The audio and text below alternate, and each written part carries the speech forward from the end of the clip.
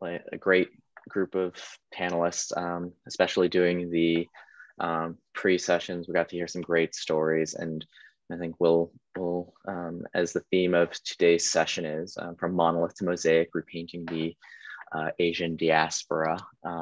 We really wanted to be able to unpack what Asian means. We're right now in Asian Pacific American Heritage Month, and a big part of it, like we're just trying to get that sense of what really it means to be Asian. There's a lot of nuance to it. I think a lot of folks may not have really kind of delved into that in their personal sense, especially in the midst of a lot of the unfortunately anti-Asian sentiments going on. So I think we really want to be able to break that down and also be able to celebrate. So yeah, and also folks who might not be on mute, if you're able to, I think it should be on mute on entry, but okay, cool. I think we're good. So yeah, I think the flow of today's session, for those who haven't been to a Waves event before, we're an organization that likes to foster conversations that are pretty informal. We always like to invite that space to really normalize, destigmatize mental health by when folks walk into the room, they know that this is a safe space. There's no taboo, there's no stigma, there's no pretense. We all know. We've all been there. We've all had our experiences living our lives, and mental health is a universal thing. So I think with that, yeah, it's one of those where we're looking to be able to share some of those stories today. Folks, panels representing just different swaths of the Asian space, and hopefully be able to get that sense of like, we are all different, but we all can stand in solidarity by acknowledging how we differ, but also kind of honoring and respecting and really celebrating that. So before we get started on that, what we usually like to open our sessions with are some, a bit of a check of mental health check. We always like to ask folks to enter 3 words into the chat to describe how they're feeling right now in the moment. A lot of times it's just that gut check to check in with yourself, be mindful in your current moment. But yeah, so I'll give a minute or two for folks to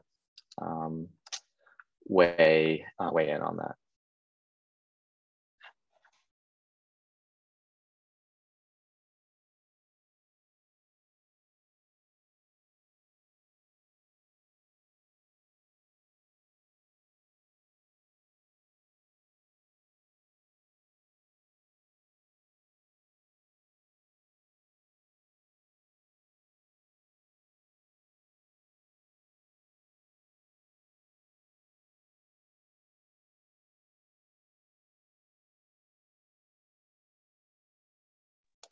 Engaged, curious, optimistic. That's good. I think that's definitely an exciting point to take into this session. Excited, tired, mindful. Yep, it's good that, especially kind of more positive vibes. That's definitely a nice start to our sessions. Always enjoy that positivity. But yeah, tired. It's definitely been a year, especially in the moments we're in now. Joyous, tired, in community. I think that and hopefully the community vibe is really felt through this session, and being able to find that sense of self. Curious, open, heavy. Curious, warm, flexible. Reflective, mindful, eager. Hopeful, tired, tense. Yeah, no, so a lot of these sentiments are I think are really things we're definitely looking to promote and let folks grow with through this session.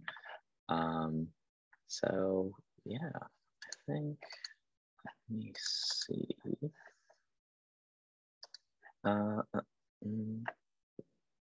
Okay, so yeah, before we dive in, so thanks everyone for sharing your sense of self right now. Hopefully that was helpful to kind of be able to ground yourself in this moment. We're always big on making sure that folks are really present and being able to have that sense of being able to focus on self and being able to take this session to really take a step back from the lives we lead, crazy, hectic, and really enjoy the time that we're sharing in this moment. So a few ground rules before we get started, just to lay the space. So for one, allies are always welcome, but especially please respect the space. It definitely does have some sacred feelings to it, some deep introspective moments. So we always want to make sure that everyone feels comfortable about sharing their story. But yeah, it's not a replacement for therapy. Definitely has that open space and feeling, and we definitely do offer means to continue to help you on your mental health journeys, and we'll go over that near the session end. Panel is being recorded, so do bear that in mind. And yeah, when we go into breakouts, one person speaks at a time, try not to interrupt. Differences of opinion are okay. Feel free to use the chat to talk as the session goes, especially during the panel, so you can share some of your thoughts, sentiments, resonance. But we'll definitely look to talk about those items in the breakout rooms and go over kind of what those entail in a moment. Safe space, obviously respect other opinions. And yeah, sharing is not required. We're very large on having this being a, if you want to be a fly on the wall and just take it all in, definitely some heavy topics, and not some folks just not at that place to really be able to share and divulge, totally fine. We want this to be as open and approachable as a space as possible for all folks in their journey of identity and kind of getting a sense for who they are. Step up, step back. So if things are getting a bit overwhelming, take that moment to really find that time, check in with yourself, go walk around and wherever you are and just get some breathing in. Again, these are some pretty heavy topics. So yeah, step up, speak back, step up, step back. Oh, that's what I just said. There are no stupid questions. So yeah, again, accessible space. So especially in breakouts, feel free to ask whatever you want to ask. This is a very accessible space. We want this to be something that folks can really enjoy and get started on their journeys if that's where they're at. Everything's confidential. So again, this is a respectful, safe space. So whatever you volunteer to share, just bear that in mind. But we do encourage folks to really be respectful and mindful.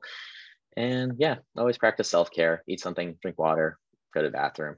It's a very, like I said, informal space. So no need to feel that you need to be 100% fully present in all the moments. But yeah, so with that in mind, I would like to introduce our fantastic panel for today. So really, really, really excited to have this wonderful group representing the kind of broad stretch of Asianness. And yeah, so we'll go down a list and have folks just do a quick intro where they're coming from and all that. So start with Linda.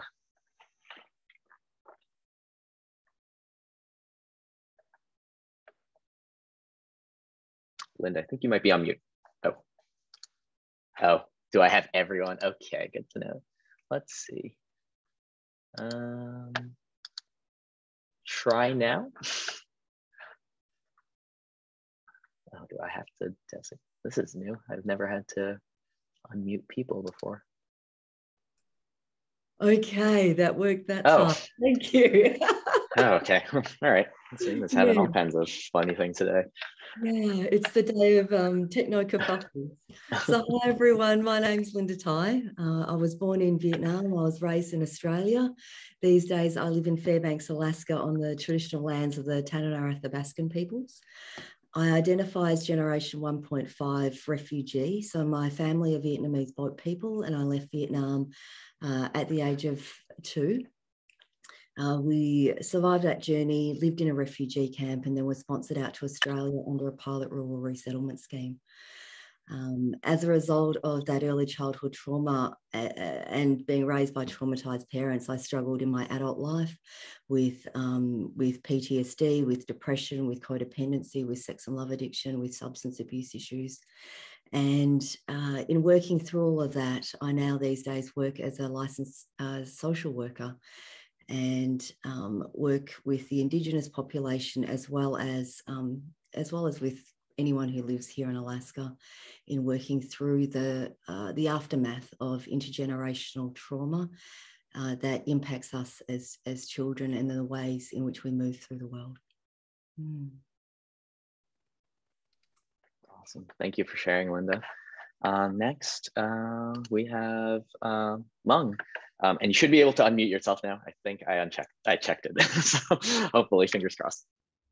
Hi, everybody. My name is Meng Chunjiang. I go by Meng, and I am here in Pittsburgh, Pennsylvania. So this is afternoon for me, but I understand people are coming from all different regions. So good morning, good afternoon, good wherever evening, if you're in the evening time zone. I am Taiwanese. I identify as Taiwanese American. In the space, in the context of America, I identify as Asian American as well. And I came to the US for graduate school. And now I work as a psychologist here in Pittsburgh. And what else?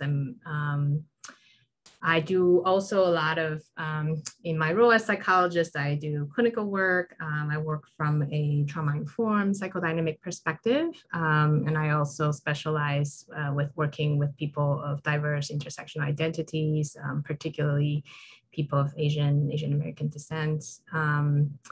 And in my advocacy work in the community, I do a lot of advocacy for Taiwanese visibility, global visibility, as well as advocacy for anti-racist practice, decolonizing psychology. In a lot of training spaces, there are more and more discussions about how the practice of psychology does not honor people of different intersectional identities and ways in which we can decolonize some of those practices. So thank you, Asia Mental Health Collective, for inviting me. It's a pleasure to be here and looking forward to having the conversation with you all today. Awesome. Thank you, Mung, for volunteering your time and your Saturday to join us and share. All right. Next, we have Sarah Sanzai. Hi, everybody. My name is Sarah Stanizai. I use she, her pronouns. I'm a licensed marriage and family therapist, and I'm the owner of Prospect Therapy, which is a group practice based here in Long Beach, California. We focus on working with the queer and trans community, as well as the first-gen immigrant and bicultural communities. I myself am a queer first-gen. I'm openly bisexual. My family is from Afghanistan, and I was born here in Los Angeles.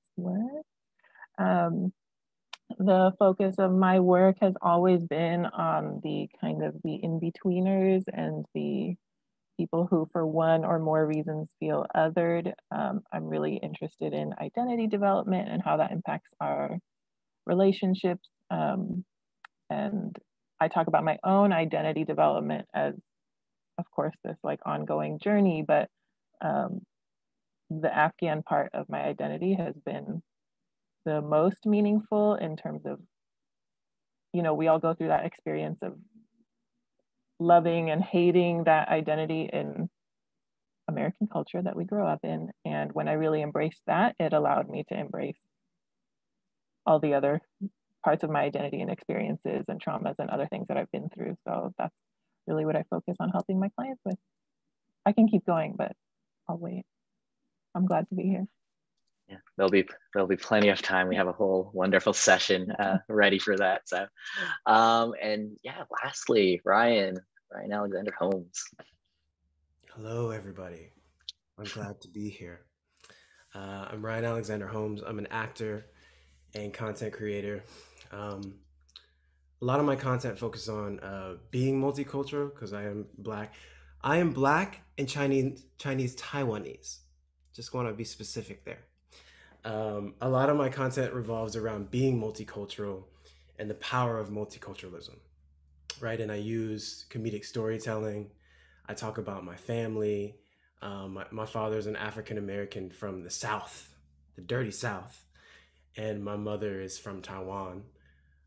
So that dynamic came together in me. And I think for the longest, I didn't really understand how powerful that was, right? And I think I've gone through many iterations of that. And I think this past year of seeing George Floyd be murdered in HD in front of everybody's eyes, and the other side of racism telling us that he deserved it, pushed me, and some of my own people, my own Asian people saying that he deserved it, pushed me over to the edge to speak my truth and to bridge this divide that is imaginary, that is created through white supremacy, right? And so that's most of what my work revolves around. My whole idea of who I wanted to be as in the entertainment industry has also changed because I want to speak my truth at all costs and create content and create, you know, media in all its forms that allows people to be heard and people to be seen. So thank you for letting me be here. I appreciate this. I'm really excited to learn. Thank you. Yeah, no, thank you, Ryan. And again, thank you all panelists. And for one, again, thank you everyone for attending. We're super excited to have these conversations.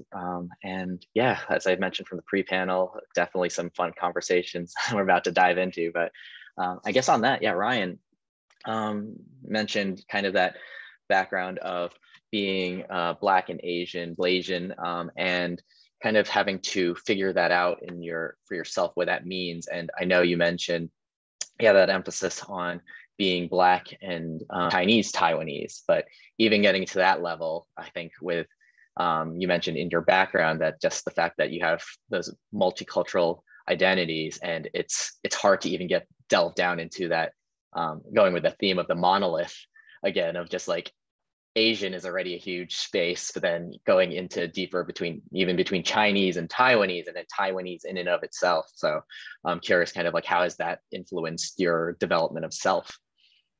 I think I would start with my parents and how my parents instilled in me. My dad and my mom always instilled in me to tell everyone that I was a proud Afro-Asian American. That's what I was, that I was fully Black and that I was fully Asian. You know what I mean? And so coming from that foundation, even with that foundation, I found myself not knowing who the hell I was, right? But I knew that I was Afro-Asian American, right? But what I dealt with too, you know, because I grew up with my Asian side, and I grew up in an Asian and white community that was conservatively Republican, you know, so there's that too. A lot of people were telling me who I should be as a Black person, and these people were not Black, right? So they had the audacity to tell me what kind of version of a Black person they wanted to see me inhabit. You know what I mean? And so having to deal with that a lot in my formative years, but also having my parents for a foundation was sort of like a whole sort of like weird identity crisis. Um, and I think it wasn't until I got out of the house and went to college and was on my own that I had to figure out, you know, who I was outside of not just these people's opinions about how I should act, but also my family's protection, right? Because I could always go to my family for that protection. But now, since I'm so far from home, who am I outside of that, right? I had to figure that out. And that was hard, right? And that's where mental health comes into the picture, right? I had to have sort of a community of people, or find my community of people, to be able to understand that I'm not alone, you know, to be able to have that conversation. And I've always been seeking that, right? Even when I was a kid, I was seeking that, and I never found it until recently. But the seeking got me here. Some people don't seek. Some people are constantly trying to prove themselves to this outer force that is not them and doesn't want them to be them. It wants them to be like everybody else. And I always felt like, you know, I had depression, and the source of my depression, I've realized, was that constant going up against this system that I didn't know was a system.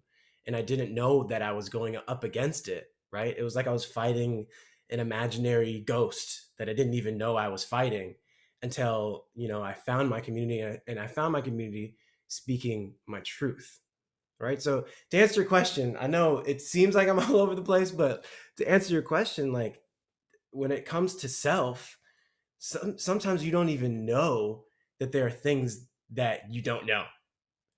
I know that's like a mental conundrum, but like, there were things I had no idea that I was up against, but I kept trudging forward and trying to figure it out, right?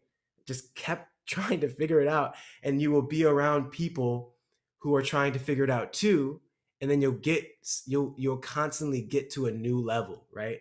You'll realize the things that you wanted, and the person that you wanted to be was never what you actually wanted to be, right? And then you can finally be the person that you've always been. Yes, that's some powerful stuff, Ryan. Yeah, I think that's that kind of being able to find who you want to be rather than letting society define who you are. I think that's some really powerful stuff that does take a long time to kind of get to, but it is a very part of that message. And I guess one of the things you did mention, finding those communities, finding the people who you can find resonate with. Sarah, I know, just being Afghani, you mentioned in our chats that being displaced among the displaced, that it's a group, like, I mean, it's one of those things, like, we had this conversation, like, when we were finding panelists, it's just like, yeah, we don't even know how to regard like Central Asian and like other aspects of it. It's just like, how do we count those into our conversations? Like, how do we be inclusive of being able to really break down Asian? And I know it's one of those things where I know growing up, you mentioned that it was hard to find a bit of those connections. So yeah, if that's something you can speak to. Yeah, I mean, for the first half of my life, nobody knew what Afghanistan was, or just like had never heard of it. It wasn't mirrored back or validated to me. So I was like, I'm not getting any positive reinforcement for this. I'm just going to be as white as possible. Sorry about it. And then September 11th happened, and then everybody knew what it was, and it was a terrible thing. And so kind of like what you were saying, Ryan, where, you know, people tell me who I am and they expect me to be. I just internalized all these messages, definitely from mainstream culture, but then even in my experiences with extended family and like Afghan culture, there was dissonance between what my day-to-day, like, you know, out at school, what I was living with my peers versus what I got from my family didn't connect. And so I didn't know how to integrate it. It was just, nope, that's not me. I don't want this. And so I spent a lot of my life without, you know, like a big part of myself missing. And I was rejecting it because I had internalized and replaced all these messages, these really negative messages from outside. And I just resonated with so much of what you were saying, Ryan. It's like, what I tell people, often my clients all my clients, you know, all the people I work with feel really guilty and bad that we like need so much validation from people. And why can't I just be who I am? And I wish I was just confident and I could just say what I really mean. But I remind people that I kind of compare it to, how do I know what I look like? I need a mirror first, and I need that mirror over and over before I even know like what color my hair is and like what, you know, how I look. And we think we should just know what we look like without any validation or reflection from anybody or like positive reinforcement, but we need it first. And some people don't get that for most of our lives. And then once we have that, we can internalize it, and then we don't need the mirror anymore. And then we don't need people to give us, you know, an A+ or like tell us we're wonderful people. Then we know, but needing that reflection in the first place is like a basic part of our development. And I don't want people to feel bad or like, I shouldn't need anybody. I should just be able to do it by myself. And then when you have that added component of like, well, what is my culture? I mean, that's a huge part of it. So that's why relationships can be really important. But when we get reflected super negative things back to us, or things projected onto us, then relationships can also be really harmful. So it's kind of a double-edged sword. Yeah, no, thank you for sharing that. I think it's that importance of really, again, like echoing what Ryan also said, just like finding yourself in the the world we live in, society telling you here's like the mold that you fit in, and the expectation. I mean, I'm thinking the groups will probably touch on some of the more nuanced topics, and maybe even in the panels, I forgot what we have lined up for you, but like model minority concepts, like you mentioned, like the A+ and all of those things, like what are society's expectations for Asians at large, and then even when you get into those like specific nuances of your individual cultures. And I guess speaking on cultures, Linda, not to be reductive, but the thing I always say is from your conversation, caribou pho. Can you tell us a bit more about about what that entails? Yeah, for me growing up in Australia, I felt, not Vietnamese enough because we were one of the first waves of refugees. And so there were no Vietnamese language schools. There was no, I was one of four Vietnamese families in this rural town in rural Australia. And so I didn't get that mirroring or that support of culture. And yet, I never felt quite Australian enough. And there is this beauty about the third space. Yeah, because my adult life was about traveling. I was doing these concentric circles outwards, further and further away from my family in order to find my people, right? In order to discover myself. And in the process of those travels, I discovered Alaska and I was like, oh my God, I love this place. There's big, wide open nature, there's hunting, there's fishing, there's picking berries, there's going and cutting your own firewood. I was able to engage in a sense of effective action around my life, and I was able to step out of the throes of toxic capitalism, where I'm having a direct relationship with food and warmth and shelter and community. And this is what I had been bereft of my entire life. And I didn't have parents who were abusive, right? They were just traumatized. So there was just that benign neglect going on. And so in this third space of Alaska, I got to have the experience of how Australian I actually am and how Vietnamese I actually am. And I wouldn't have been able to do that if it wasn't for being in this third space. And so here I am in Alaska, holding on to the last shreds of my Vegemite and not being able to let it go. And that reminder that the next time I go back to Australia, I need to get my Armageddon supply of Vegemite to get me through like multiple long dark winters if it comes to that.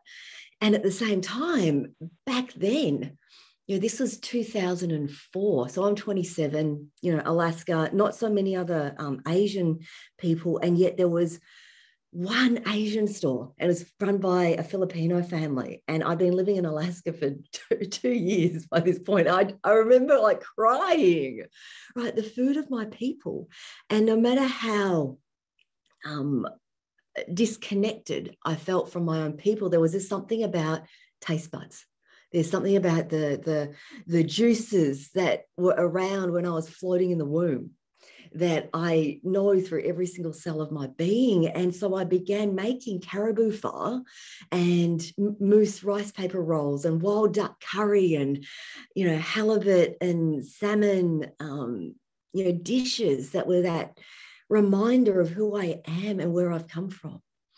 And that no matter how far I am from home, there is something about me that is still fundamentally Vietnamese, even though for a huge part of my life, I wanted to be not Vietnamese. And I wanted to get as far away from my Vietnameseness as possible. And yet here I am rediscovering who I already am at my core. And it was such a gift and such a blessing. Yeah. No, thank you for sharing. Yeah, I think that definitely has been a journey. I think when you were sharing with us, I was blown away by all the spaces and places you visited. And on that, like the third spaces, I think that was an interesting revelation, something I'd never really thought about, but where you never realize kind of who you are until you are not among who you, like the people who are you. And it is an interesting like space to really explore yourself. It can be very scary. It is very scary, but there is that necessity to really be able to take that step back and kind of view yourself for who you are in the context of the world. So yeah, so on that, Long, I know that we've chatted about really being able to hone in on the importance that we should stand in solidarity across all walks of Asian life, but the importance of these differences and being able to find these spaces, and yeah, not making sure that we don't just get blurred into one checkbox on a census form, maybe two. I don't know if they're two different categories ever. I don't know. I don't remember my census form, but yeah. I think you're cute by my t-shirt. So I don't know if you all know that in the Taiwanese American community, when we were all completing the census, there was actually some advocacy going on for Taiwanese and people of Taiwanese descent to check the other Asian and Taiwanese boxes. So I'm wearing this t-shirt just to reflect that time, but that campaign has passed, and now we do actually have some numbers that we can look at in terms of Asian American Pacific Islanders, the importance of desegregated information among the Asian communities in the US. But one thing that you are reminding me of in thinking about my Taiwanese identities and my advocacy in this area, I find myself in a curious occasion in so many ways, connecting to what the panelists were you all were talking about, sort of like how my history of immigration influenced my sense of myself, specifically my ethnic identity as Taiwanese, right? So when I was in Taiwan, I'm like this normal person. I'm an average Taiwanese person. I don't look very different from the majority of people there. Coming to the US, people sometimes ask me, are you Chinese? When I say, no, I'm Taiwanese, they say, where's Taiwan? Is that Thailand? You know, you get these response. You're like, no, Taiwan is not Thailand. Okay, Taiwan is this little country, South China Sea, has a long history of colonial history, right? We were colonized by, actually, believe it or not, Spain, the Netherlands, Japan, more recently, the KMT, so it's a particular Chinese government influence, and even today, the Taiwanese people is struggling to be recognized internationally. So sometimes I talk about myself as a person without nation, because we don't have a nation. Taiwan is not recognized as a country. So some of those history, I'm losing track of the question you're asking, but something that's really interesting in my advocacy in the Asian Pacific Islander community in the United States is having that kind of nuanced conversation. Because when we're trying to advocate for differences among our Asian community, sometimes we're finding ourselves fighting against each other because of the setup of white supremacy, how it put us kind of like the one minority group fighting with the other minority group with the assumption that the resources is limited. We know that's not true. And Linda, you're talking about the ecology and how important it is that we gotta connect with our natural environment. What we know from our ancestry is that the resources are there if we all work together, if we can connect with each other in solidarity as a collective, right? So that assumption of capitalism, of like infighting, is false, and that is the setup, right? And so, and it's nuanced, because then we also cannot, what I think myself fighting more against isn't just white supremacy, right? It is all forms of supremacy. So any kinds of oppressive systems that we're trying to fight against. So within the Asian community, I think sometimes there's this narrative, we cannot condemn anything that the Chinese government do even though the Chinese government is killing our Uyghur minority, they have been prosecuting Tibetans, right? We're seeing that. And so somehow people are scared of speaking out for justice, right? So how can we have these more nuanced conversation while staying in solidarity? That's the precarious position that I sometimes find myself in. Yeah, no, thank you for sharing. I think that definitely brings up a big swath of the questions we're definitely asking here. And I think part of the thing you mentioned about your journey too is like, it's definitely your life passion, being able to disentangle and be able to get that sense of how do we emerge as Asian, and in light of all of the factors that just over the years just accumulate. That's just how society develops. It's built on different aspects of things, just the way history unfolds itself. And I think going into being able to move towards that place we want to see the world to be, I think that's a big aspect of what we're going to look to discuss today as well. But and I think one of the things that was interesting that you mentioned too is that this seemed to be a passion of yours since you were young, to be able to move into the space of especially psychology, and kind of going now to a bit of the topic of relationships. So once you kind of have a bit of self, there's still that aspect of mediating among your peers, your family, your friends. How do you convey who you are? And I'm just curious how your background and relationships with family influenced your sense of being able to share in your well-being in those regards too. Yeah, I share the story, and I'll share the story with everybody here again. So when I was in Taiwan, I have some sense that I wanted to do something related to mental health. And at that point, the Taiwanese system is that in high school, you have to take this like college entrance exam. And then after the exam, you have to decide what major you're gonna do. So at that point, I was like, I want to do psychology. This is going to be something I'm interested in, although I had no idea what psychology is. And the context back then was that psychology was not a popular kind of subject of study, right? Most people want to be doctors, lawyers, right? You want to do something that can make some kind of money.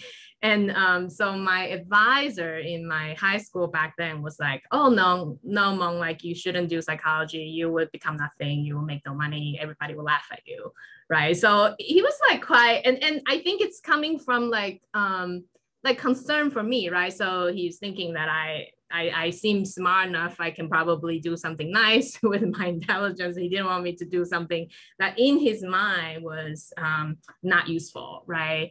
I was very lucky. I mean, my mother, with all of her humanness and differences that we have, I mean, she had my back, and she's like, no, Mong, you know, if this is something that you wanted to do, you should go after it. You should go after it with everything that you have. She, I didn't know this at the time, actually. So she had a meeting, you know, they have like those parent teacher meetings.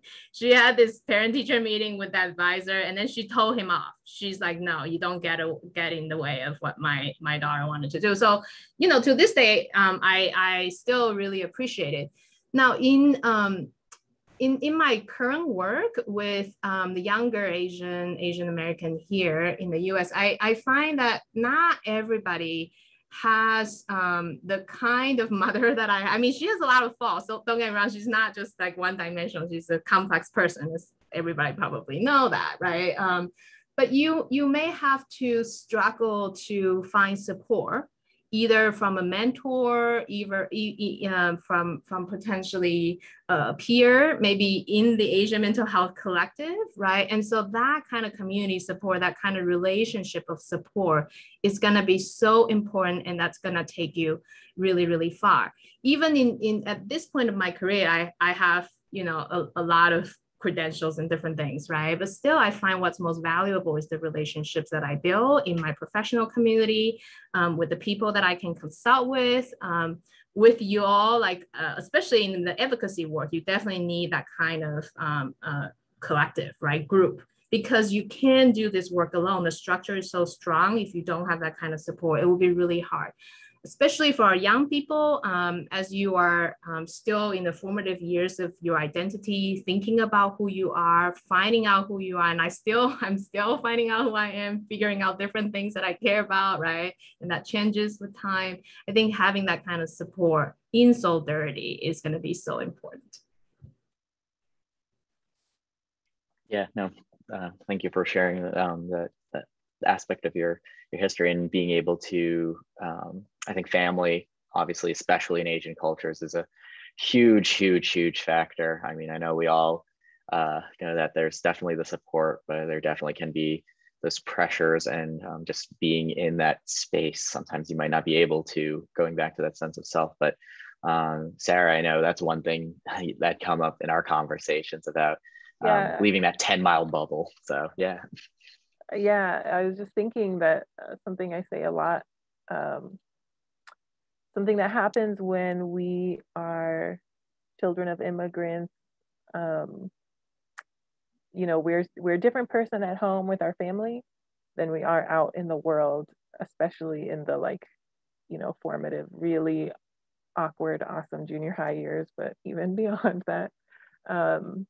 And I hear it often that people are like, well, my parents aren't like bad. Like, I love them. I'm not ready to like turn my back on them. Like, I can't just, you know, every white therapist is like, well, just set better boundaries. It's like, no, lady, like, that's not how, you have not met my mom. Like, I can't just do that.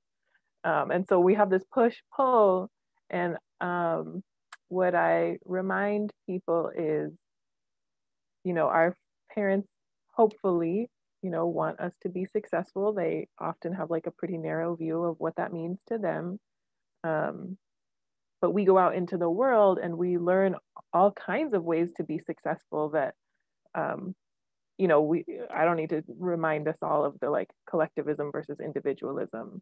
And when we go out, everybody's like, you do the best you can. And when we're at home, it's like, well, you do the best for everybody. Like, we all work together and we're putting all this pressure on you.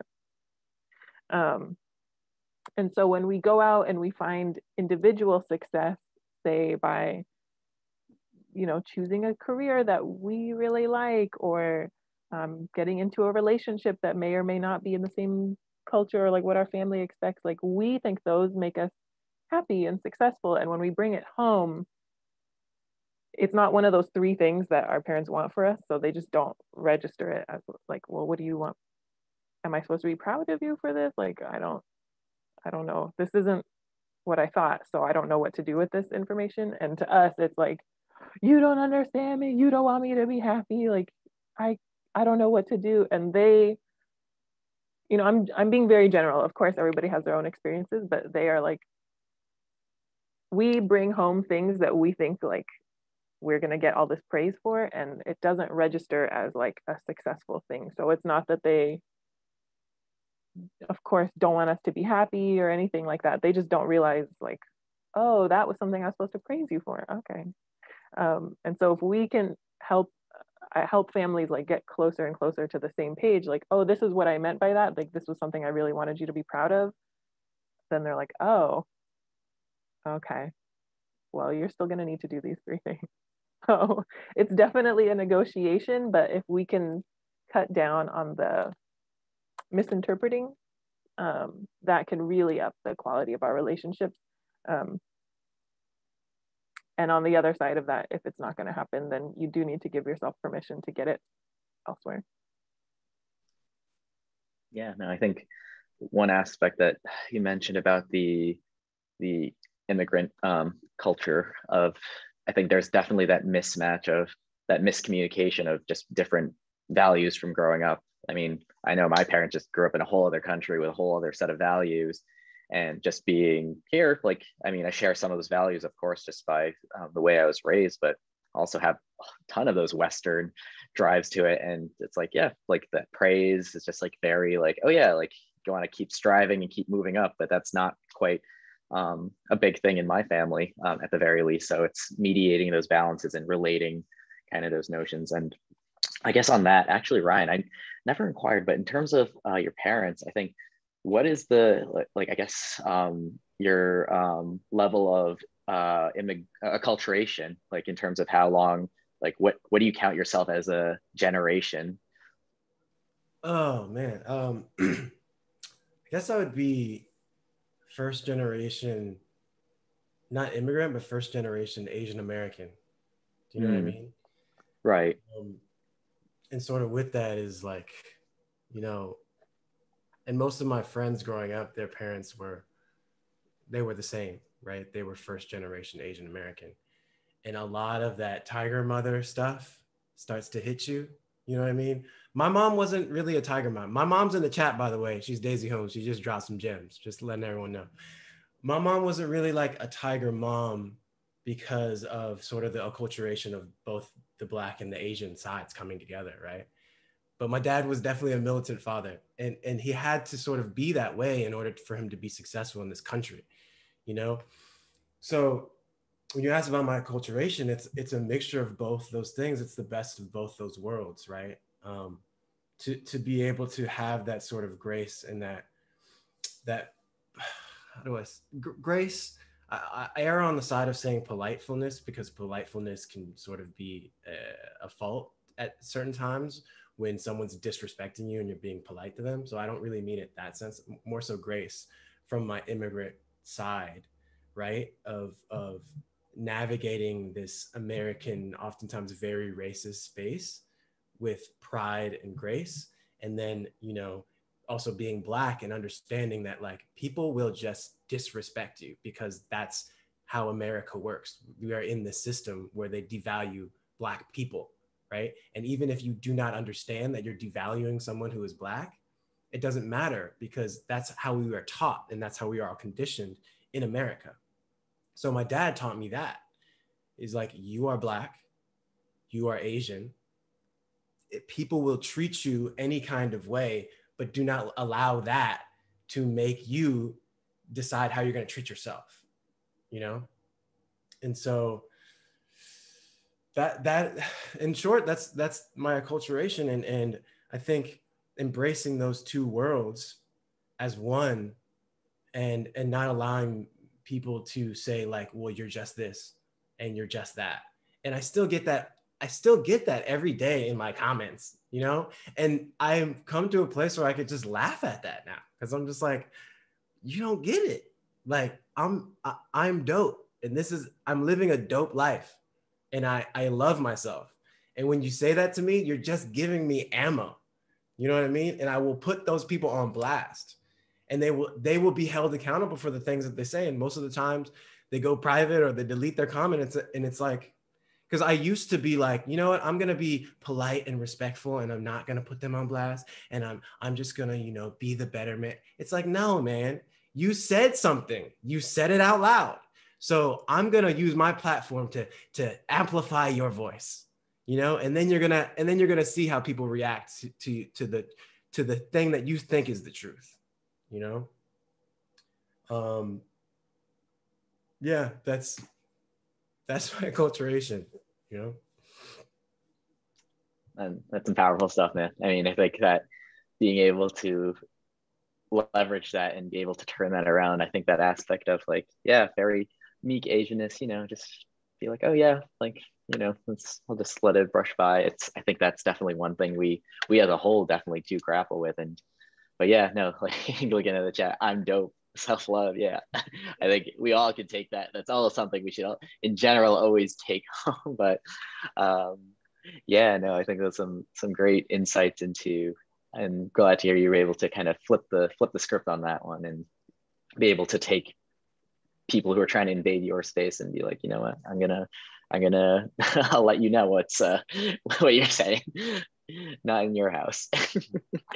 But yeah, and then I guess, Linda, one of the things that we chatted about in your session was just a lot of the addictions you've gone through over the years, and a lot of the time, like as much help as you can give yourself, there's still the community that being able to deal with some of those stigmas imposed by the community through like you had to go through a lot of like programs to like be able to get yourself to where you are now. And I think that's one of the things like where there's definitely that shame in our society for even deviating from the perfect the model minority. And then just kind of how do you even bring up things that where I mean, like there have always been those movements of like smaller scale, but it's just like, like the Asians who aren't good at math and people really stepping up to the plate for that. But it's just like, how do we break those senses of like the relationships where you're like, yeah, like these aren't things that like so far from the script of model minority that how has that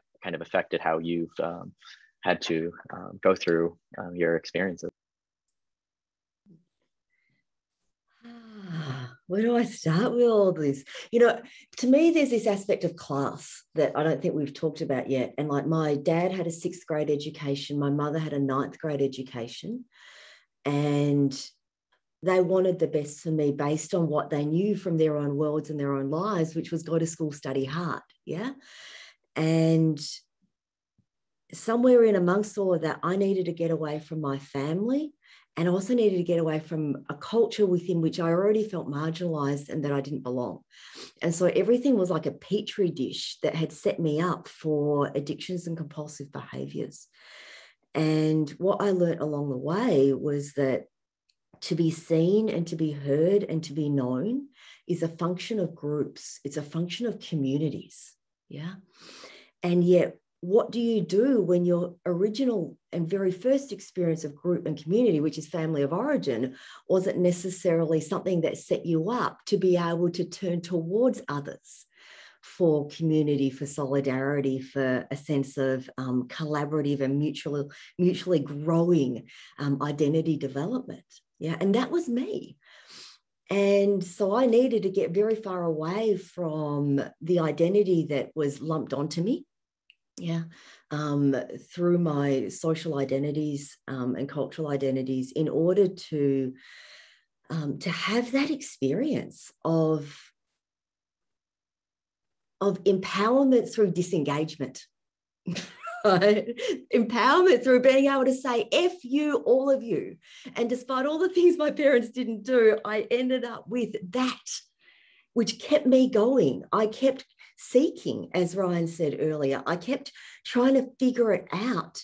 And I look back now, and that capacity for FU and empowerment through disengagement got me, living in Alaska and living pretty much off the grid and being able to discover that I love growing my own food and hunting and fishing and things that,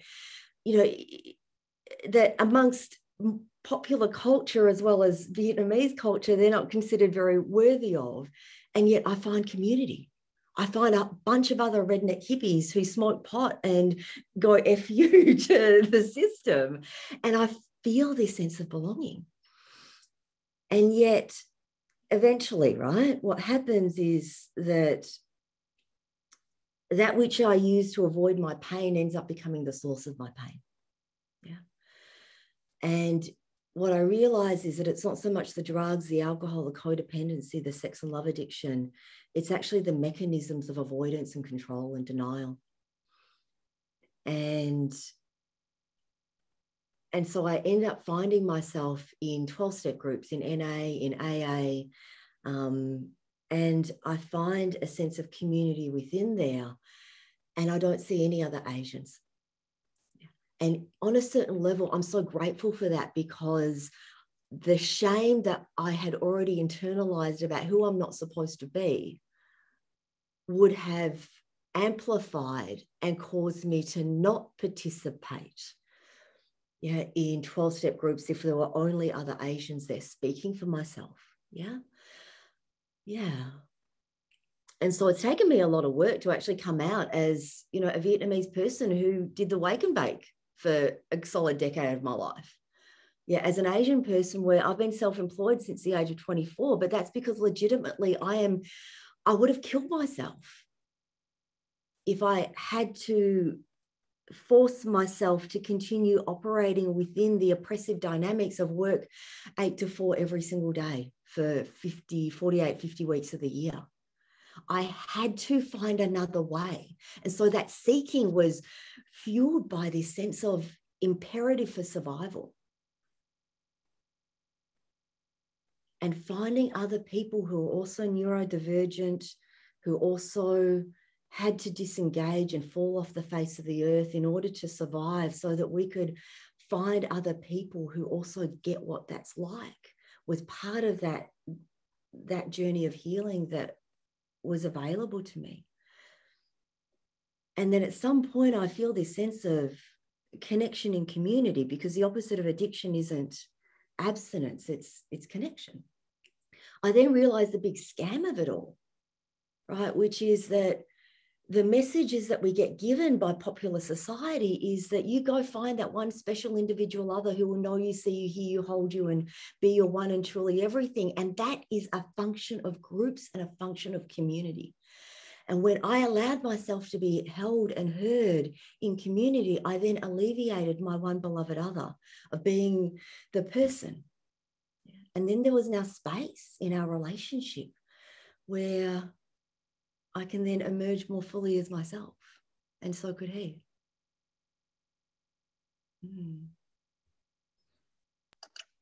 Yeah, no, thanks for sharing that, Linda. There definitely is a lot of really powerful feelings. And I think one thing too, from folks in the audience, like if you need to, like definitely really, really heavy stuff. And I know there's sometimes resonance and, but yeah, just want to make sure that everyone is at our time check, as we're about to go into some even headier topics on how do we make this change and how do we really work through being able to help the world, to make sure to give yourself the time and space to be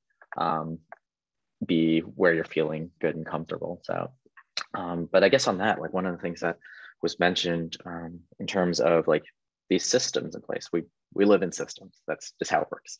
The world developed according to just how things unraveled, and we kind of have to adjust with what is here and now, and then take the agency to try and change it to where we want it to be. And I think one of the things that was mentioned, Linda, and I think in our chats, was it's that notion, I think for a lot of us, that and it's not to say like, oh yeah, like you don't, like a lot of times you do see the oppression in the day-to-day, but a lot of it is just stuff that's ingrained in like the small little things that you never really realize. Like for me, like I do a lot of writing, and then like all like one of the things I brought to the panels is like, yeah, in the story I'm writing, like I can't imagine my protagonist not being white. It's just one of those things where I'm just like, no, that doesn't seem right. He should, like, that's what the media tells me, like all of the main characters are white. And it's just like, yeah, that's just how the system, like that's where the opportunities have been, that's what's been working. So it's like, all right.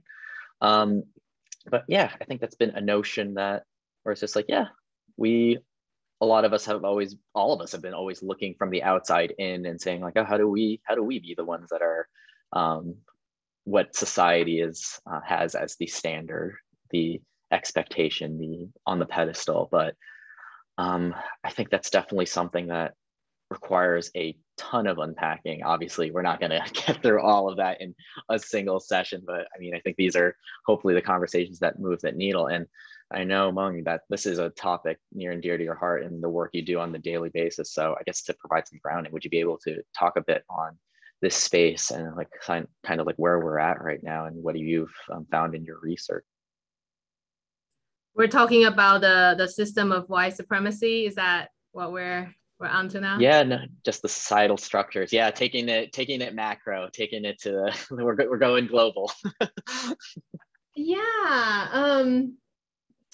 I have so much reflection just hearing what everybody's have been talking about. But in terms of systems, I guess one thing we can start thinking about is something about our shared sense of humanity. Maybe we will start there. And there's a way in which and somebody mentioned the capitalistic system earlier. There's multiple layers of, I would say, structure and international dynamic, I guess, that does not honor our humanity. Right. So as we are talking about, so we'll just use the white supremacy system as an example. What it does is it wants to maintain the status quo, right? So the status quo is there's an assumption that we'll use the white supremacy system as example. White people people who are identified or categorized as white. And we know that race is not real, right? Race is socially constructed. Race is a biological myth. But the impact of race and how the systems are set up by virtue of race is real. And that does have real impact on our day-to-day lives, right? That's why, for example, we talk about the model minority myth. The race of Asian, for example, there's a history of the Asian American with the context of advocacy. So I don't want to lose track of that. But in terms of the model minority myth, there's an impact of that on people who are categorized as Asian in a negative way, right? So why is that? Why is the system set up that way? Because the system is structured to favor a particular group of people, to keep other groups of people in a particular place so that the machine, the structure as it is, can run smoothly, right? So there's something about the stability that is useful, right? So why is it important to talk about this? I think Ryan, you talk about George Floyd.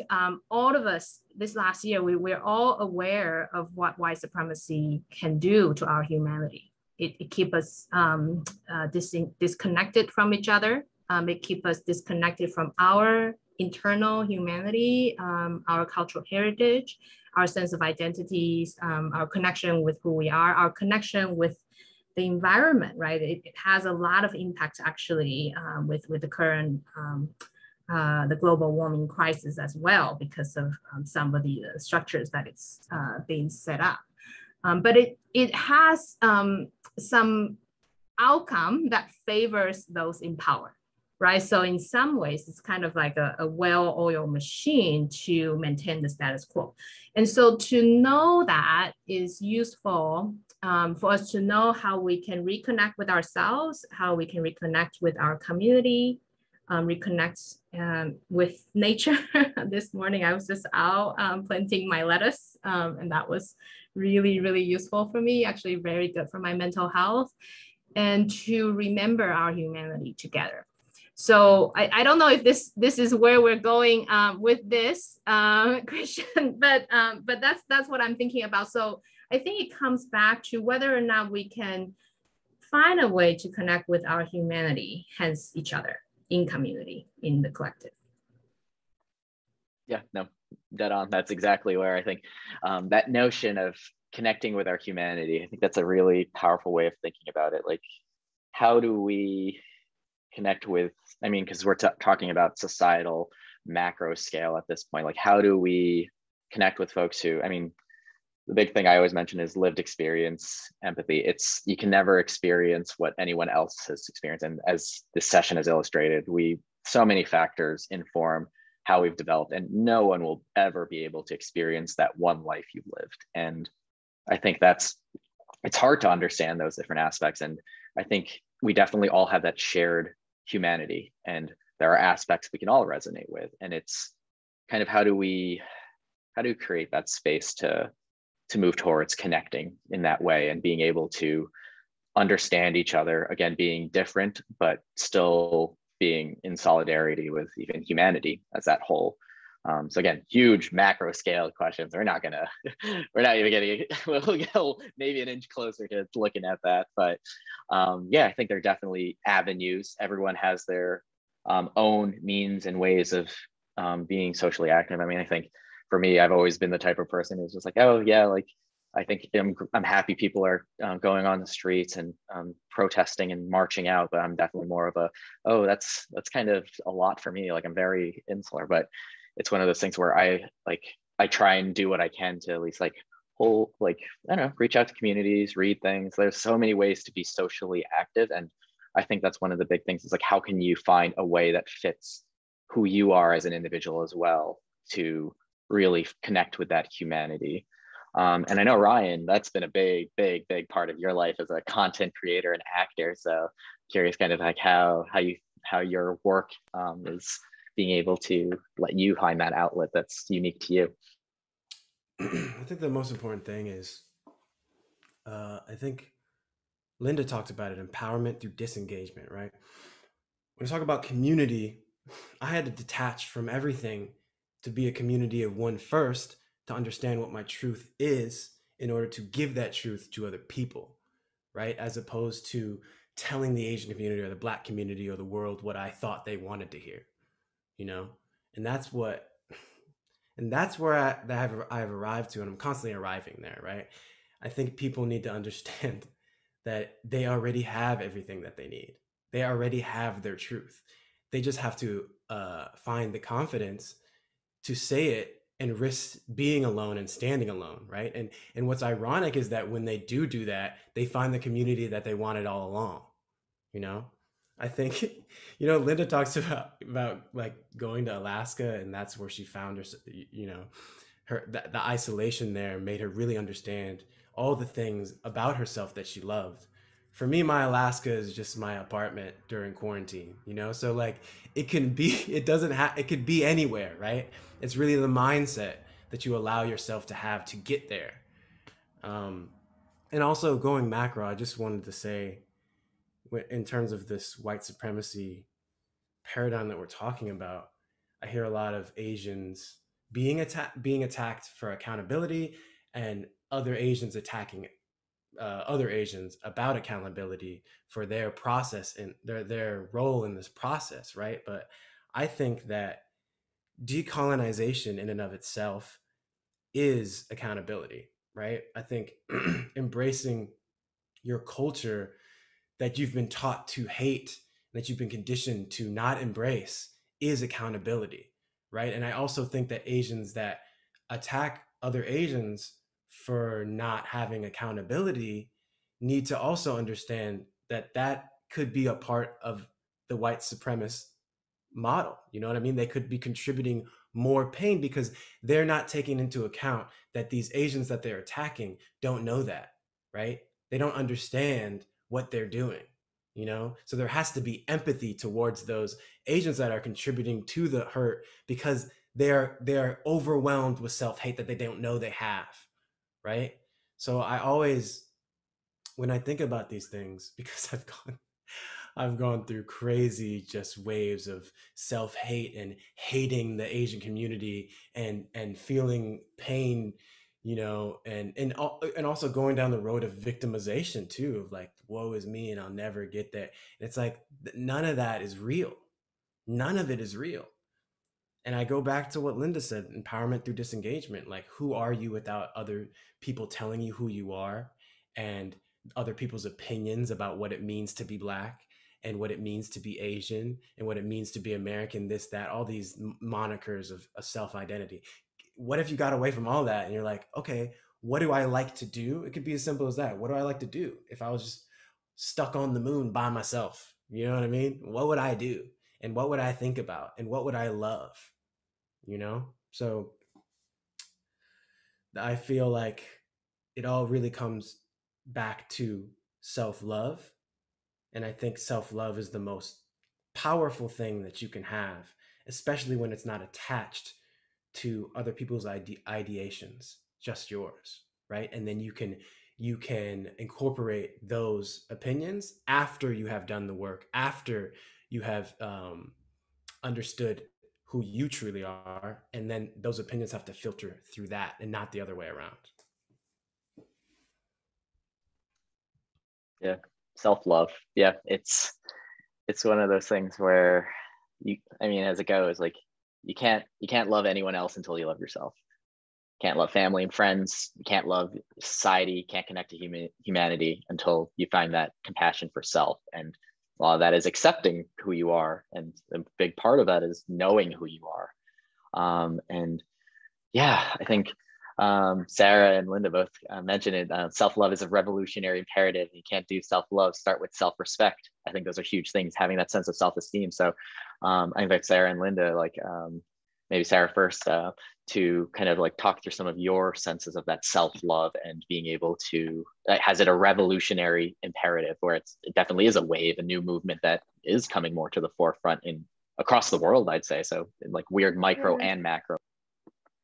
Yeah. I don't know if I believe that. I think you can still love other people even if you're still working on yourself. It's cool. I think being loved in exchange with other people can teach us how to do that for ourselves. Disclaimer. Sorry, RuPaul and everybody else, but there was something that Mung said. Oh my God, I totally just lost my train of thought. What did you ask me one more time? Ask me one more time. Yeah, no, like, so the revolutionary like aspect of self, and that's right. It's something that Mung said, and like that's what white supremacy wants. They don't want us to do that. They don't want us to love ourselves or to connect to anybody else. And we, especially in our families, think as like self-care is this indulgent, like immature, like that's the icing on the cake. You do that last. But I remind people that like community starts with each individual person, and it's an obligation to take care of ourselves. And it's not, maybe it is immature, but yeah, self-compassion is resistance. Yeah. And maybe it is immature, but you know, that we don't need to be mature. We have these inner children in us that like we do need to nurture those first. So I'm okay being immature. Just ask anybody who knows me. So I just think that if we reframe it, I don't think this is new to anybody, but just a reminder that reframing the, you know, healthy people make healthy communities. It's not indulgent. It's actually our responsibility. Yeah, no, that self-child aspect is something that really came to the forefront for me. I mean, I've had major, massive self-esteem issues over the years, and then getting to this point, I mean, going back to the point where it's like, if you can't love yourself, like, I think it definitely is an extreme that like through therapy, I've definitely come to that. It's just like, yeah, you know, you can still love people. My therapist has to always remind me, like, no, I don't, I'm not ready for that yet. So, but I think that notion of the self-parent is also a big aspect of it too, where I think that's something I'm just discovering of like, yeah, somebody who will, at the end of the day, especially when you just have yourself, to be able to give you that self hug and be like, yeah, things are going to be okay. Like it's things are going to be all right. And I think that is a big aspect of kind of how we get to that next space and finding self. So yeah, and Linda, I know you mentioned, going back to the chat, give me one quick second, find my bearings. Oh yeah, you can't start with, if you can't do self-love, start with self-respect. I think that's a big part of that equation too. Like some of us, that took me a long time to even get to that phase of being able to love self, like being able to just even acknowledge that you're worth something. I think that's a huge problem for a lot of us, that a lot of times it's ingrained in our upbringing too. It definitely has that aspect of when you're not measuring up to what your parents or society deem you need to be. So yeah.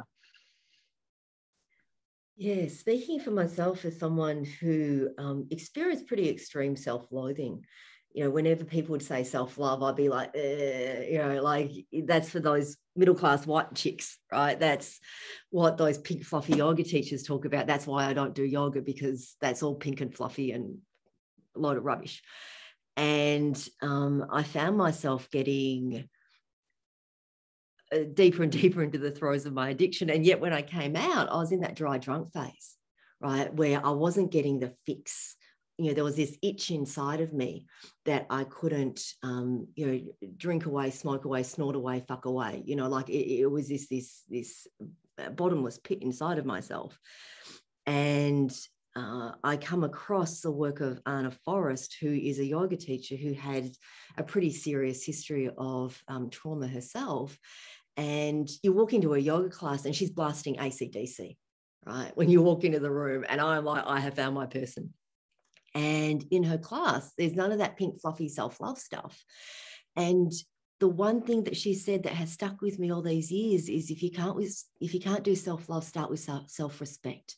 And that is the one line that in working in addiction recovery, that I share with all of my people who are in the throes of, you know, early recovery. They're on the brink of relapse. They're feeling the throes of withdrawal. Self-love is just way too out of the ballpark. And to just start with self-respect. Brush your teeth, eat some food, get some sleep, breathe, take in sunshine, orient towards safety. And just start there. Even though it's excruciating. And don't worry about that love stuff, love schmub.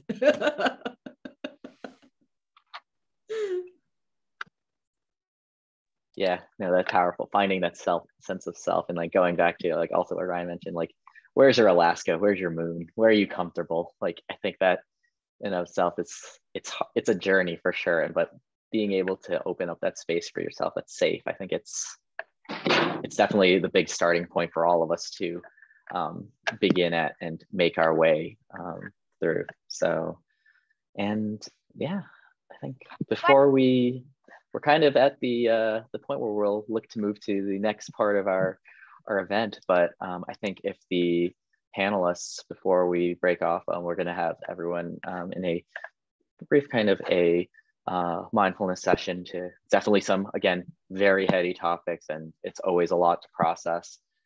So if we can, we'll definitely be able to let folks refocus, recenter before we start it up again with some conversations. But yeah, panelists, if you have any kind of like one line takeaway for the world, sum up everything you've learned from your life experience, gonna put you all on the spot right now.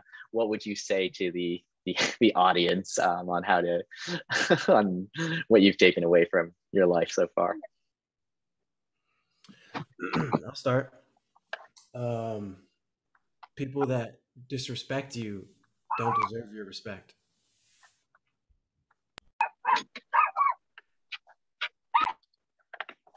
You have always been who you are becoming. The secret of life is that it's a lifelong thing. So give yourself a break and cut others a break. Mm-hmm. I have two pieces. One is be the change you want to see in the world. And the other one is something I'm seeing from the chat. I think part of that is to honor all forms of our humanity. So that includes sufferings, right? That includes painful feelings, and joy and humor and love and compassion. So those are from me. Yeah, those are definitely some great sentiments for everyone to bring it home into heart. Jeff. Oh yeah, see, Ms. Holmes is. We got some in the chat. If folks have any wisdoms they would like to drop on share with all of us, feel free to put them in there.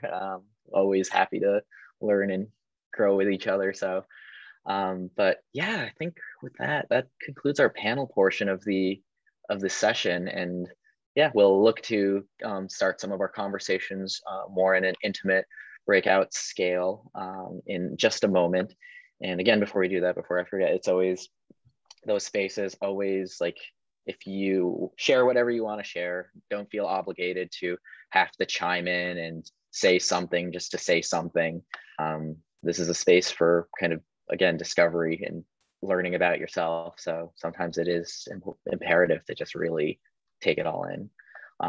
But yeah, again, thank you to all of our panelists for sharing your stories, your vulnerabilities. I think these conversations always really get me inspired, at least, to think like, yeah, we're moving forward, and we're getting to where step by step we're getting to where things feel a little nicer, a little, yeah. So I guess with that in mind, Linda, if you'd be so gracious to lead us as we transition into the more intimate parts of our session, and a bit of a release process. I know you mentioned, just to kind of help us recenter. Yes. So I'm just going to share with you some invitations. Yeah, there's no imperative for you to participate in any way, and the invitation is to participate in the ways that feel appropriate for you. This comes from my background as a somatic trauma therapist. where sometimes we notice ourselves getting into a peri-traumatic response. And sitting in front of a Zoom screen, I'm sitting still, my eyes are fixated in this very small space, and I'm on the edge of freeze and dissociate, collapse. And then I want to get myself the heck out of here. Yeah. And so if it feels okay with you, I invite you to look out the window. And if you don't have a window in front of you or around you, just to use your superpowers and look through the wall. Let your eyes orient to something in the horizon. Look for your exits. Have a look behind you. Now have a look behind you the other way.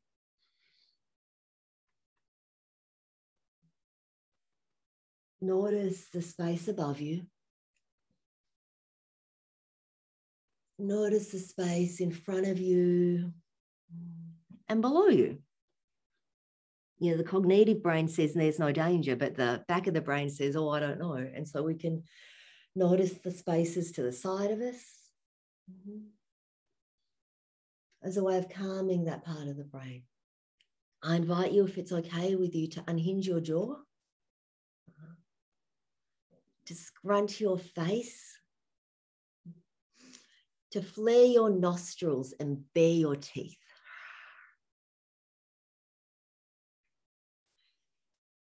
Perhaps make some sounds, some sighs, a moan, a groan, a ha, because an animal that's in danger is very quiet, very small, very still, and makes no sounds.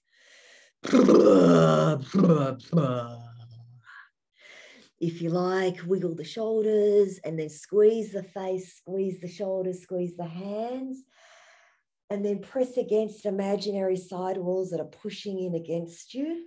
Yeah, it's okay to take up space in this world.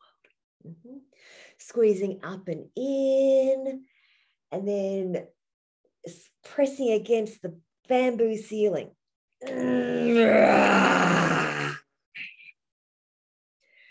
Release down, and then one more time, squeezing up and in, and then pushing against an imaginary force that's pushing against you from front on. Any sounds are welcome.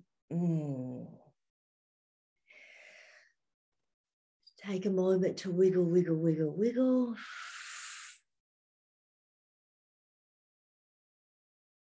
To shake. To rock. Yeah. And please know that in the remainder of our time together, you may wish to, to move, to rock, to look out the window, to wiggle your toes. And all nervous systems are welcome in this space, because we don't need to go into that peri-trauma response of, I'm fine. Yeah. We don't need to mask ourselves. And yet, if you do, it's also okay. Yeah.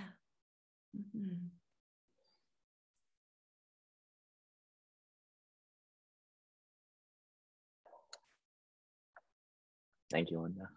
Yeah, that's definitely, I know I needed that right now. So I think I'm definitely, yes, it's always those unwrinkle moments, and just let everything loose, or wrinkle, whatever feels right in the moment. So yeah, I think that we're going to move to the breakout session portion of our event. For those who haven't participated in any of our sessions before, we offer the option for folks to, I think if I recall correctly, there should be an option at the bottom of the screen to select a breakout. I don't know on my admin view, but so there should be 2 different rooms, relationships and community service. We'll be looking to host the conversation on self here, but what we do in each of these rooms is, so we're going to pick whatever topic resonated with you, wherever you're kind of at your journey at this point in life, to select whatever feels right, whether you're looking to explore self, explore how to negotiate these conversations with family and friends, or what you can do to engage in that social activism and outreach to the world. But yeah, like as far as the breakouts go, feel free to choose one. The self, again, session will be on in the main lobby, so feel free to just stick around. It will be still recorded and live on Facebook just for reference. But yeah, so yeah, let me know, folks, if we're seeing the breakouts, and otherwise, oh, I wonder, just looking at it now, maybe it's not there. I might have accidentally selected to, oh, maybe it's not self-select. All right, just a moment. let me triage that a bit to make sure that we have rooms that are self-selecting. Yes, let participants choose rooms. There we go. And here we go. Click on the fly adjustments. This is relationships. And this is community.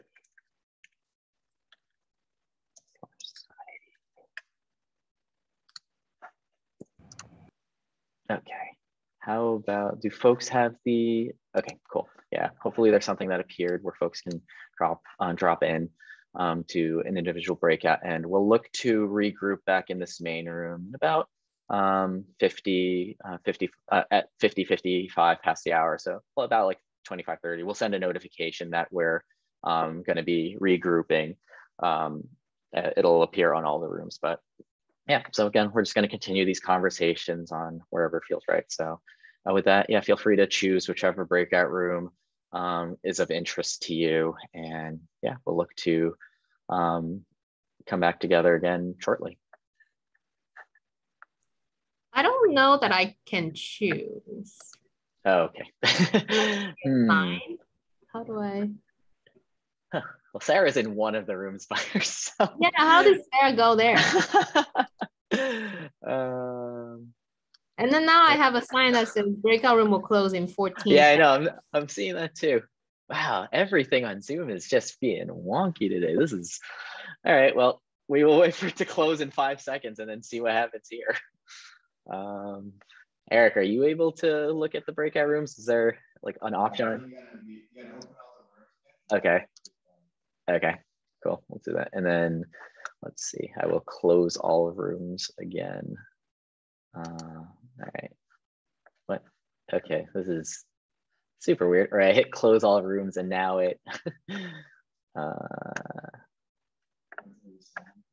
yeah, but when I go into the breakout rooms menu, it, it's so bizarre.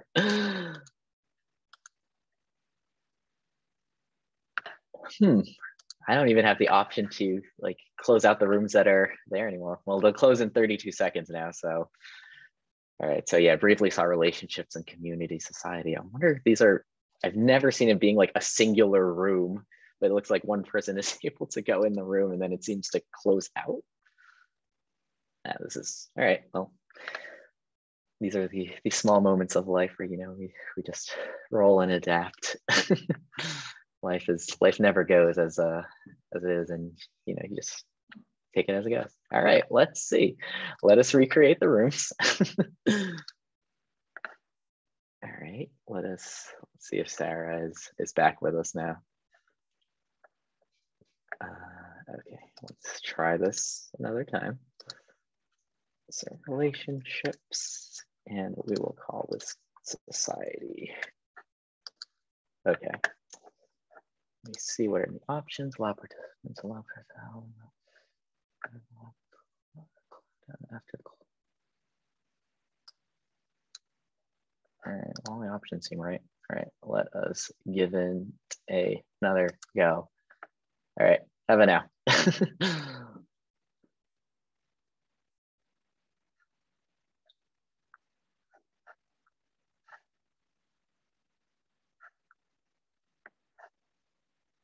Folks able to join rooms now? Is this?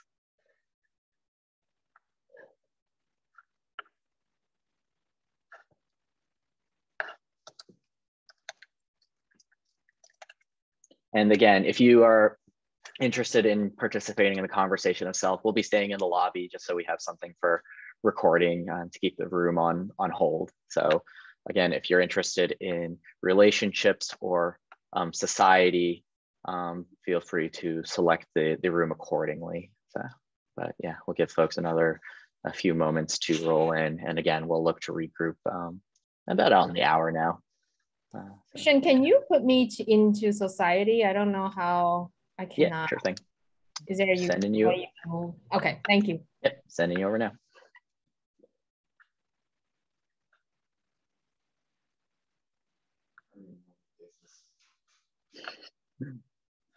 Oh God, Eric, we're both going to have conversations, cross conversations.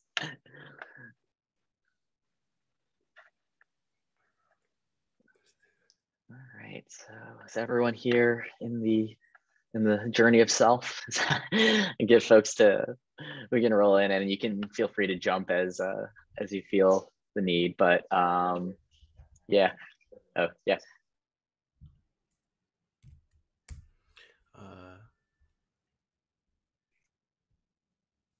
Yeah, no, so Eric is he's staying over at my place right now, so he's one of the Wade's co-founders, so he is we are having cross dialogue right now. But yeah, so again, so this is one of those spaces, feel free to go on camera, carry on. I think, yeah, I've seen you at a number of our sessions before, if I recall correctly. But yeah, so everyone, thanks for joining for the session. Hopefully it was giving a good sense of kind of that place of self and somewhat self-reflection. And I think, yeah, we have a decent enough sized group where I hopefully maybe like go on 30-second introductions. We always want to make sure that everyone can, like, we know who everyone is, and just to get a little bit of that friendly bearing. So maybe just name and where you're located.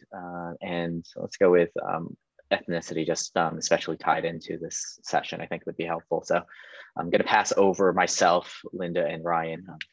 I think Sharon knows. So, but yeah, I'll just go down the list real quick. So Alex, San Diego.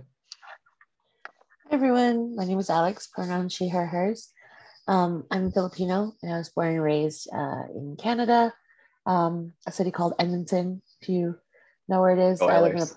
Yes, go Oilers. And the province I live in is on top of Montana. That helps orient you. And I also run social media for Asian Mental Health Collective. So that's why I was bugging everyone to follow us. Yeah, great. I'm very happy to be in community with all of you today.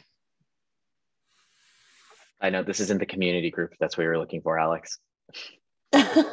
I mean, we can be ourselves and in community, you know. Oh, you mean in, okay. I thought you meant literally Like, the breakout. No, we are in community together. This is a community, yes. Yes. All right. Annie? I'm Annie Hu, and I'm in the US. I guess I should say I'm in 8th grade, and I'm learning more about this topic. Thanks for joining, Annie. I'm happy to have you here. And oh yeah, folks, if you also, sorry, Annie, if you didn't feel comfortable sharing, but if you want to just introduce yourself in the chat, again, like this is a space where you don't have to speak in, and feel free to do that, or feel free, like if I mention you, mention a pass, so just so it doesn't kind of, yep, we have a hand raise. Yep. Hi, my name is Castro. I'm Vietnamese American. That's how I identify myself. I live in Fairbanks, Alaska as well. I know Linda kind of professionally. I took one of her classes in the summer. I followed her page, so that's how I found out this kind of platform. Next semester, I should be getting a bachelor's in social work. So, and I'm glad it's a space for me to talk here. Thank you. Thank you, Castro. Next, Christy. Hi, I'm Christy, she, her pronouns. I'm from the Bay Area, and I'm ethnically Chinese. My parents were raised in Vietnam. Thank you for joining us. Esther? Hey everyone, I'm Esther, she, they. I'm first generation American born, Korean American. I'm calling in from Huichin, aka Oakland, California. Glad to be here. Nice. Bay Area. Thank you for joining us. Oh, Mabel, returner. Yeah. Hi, everybody. My name is Mabel. I am currently in Southern California. I am a I'm a child of first generation immigrants from Myanmar. I'm currently a college student in Ventura County, pursuing a bachelor's degree in psychology. Next year, I'm going to be a senior this upcoming fall, so I get to apply to grad school next year, which I am not looking forward to. But yeah, I'm super involved in, the collective, and I hope to go to grad school and be a therapist and specialize in this population. I love it. Amazing. Thank you, as always, for coming back. And yeah, I guess Shaoyuan. Hi everyone. Yeah, no worries. It's a bit of a difficult name. I'm Xiao Yuan. I'm a Singaporean Chinese. Dialing in from Singapore right now. It's actually about 4 a.m., 4:40 a.m. It's always the weird timings. I'm just about to graduate from the University of British Columbia in Canada, and didn't get too lucky with grad school last cycle, so I'm gonna apply again, and it's that weird transition phase in life right now. Yeah. And hello, Linda. Yeah, no, and again, I believe you are a returner as well. They'll call me out on it, but definitely always the support is always much love, especially from the other side of the world. But yeah, so and I guess, yeah, you know what? I don't want to give short shrift to the panelists too. Feel free to do another re-intro, kind of just Linda, if you want to go first. Sure, Linda Tai, born in Vietnam, raised in Australia, here in Fairbanks, Alaska, with Silly Cow, who is from Sapa in northern Vietnam, and Silly Cow is a reminder of my ancestors. Yeah, a reminder that, I can take what works for me and leave the rest. And there's also that which I've inherited that I can choose to work through whenever I'm ready. And there's no imperative or obligation around that. Ryan Alexander Holmes, Black and Chinese Taiwanese baby. I just want to say, I just love being here. This is my first experience with you guys, and I'm so happy to be a part of this. Oh my God, just to feel. I spent the majority of my life feeling betrayed and, thrown away by the Asian community, especially as a kid. And I let those years of my formative years where I felt that way, and I was, to sort of dictate how I felt about the community at large. But now these past few months, I've been surrounded by members of my community in the Asian community that have made me understand that that's not the truth. So I'm happy to be here. Happy to have you, Ryan, and happy to have everyone. I think that, that definitely speaks to like the whole, the space, kind of taking a bit back, but it's definitely like one of those things. Everyone's had a journey. It's definitely not been, living life is not easy. It's one of those things where you wake up every day and you got to pat yourself on the back for making it through another day. And I think a big part of our conversations have been, especially what everyone's come into this group with, that finding self. There's a lot to grapple with. There's so many factors in our lives that determine who we are, as we've seen from the panelists. And I think definitely trying to at least figure out, because for all of these sessions, I'm always keen on being able to help us find our next steps, whatever feels right for where we want to go with this journey. And I think, one of the things we mentioned in self that really struck true, was that notion of that self-love, self-care. If you're a middle-class white woman, the self-love kind of,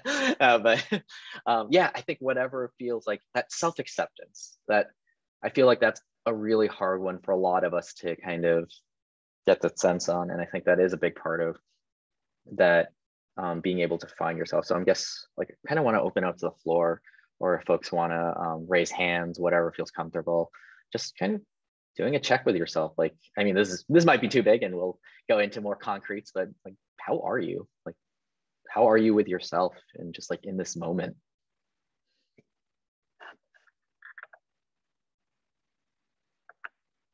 Sorry for putting the gigantic moments on blast, and again, I'll leave the space to settle. We can definitely go into like more concrete questions to get to there. But I'm the type of person who, like, whenever I meet up with my friends, I'm always just like, yeah, what's the meaning of life? First thing I say to them, or things like that. It's like, how are you living your life? My life motto is memento mori. Remember, one day you will die. So make sure you're always living your life. And then I always remind my friends about their mortality every time I see them, just jokingly. But it's one of those things you got to reflect. Like, it's, yeah, I'm not going to go into my my diatribe of remembering your mortality, but that's always a big part of my identity.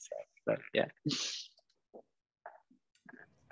I want to say, just going through that meditation with Linda made me realize and remember, because I've done a lot of those sort of meditations where it's led.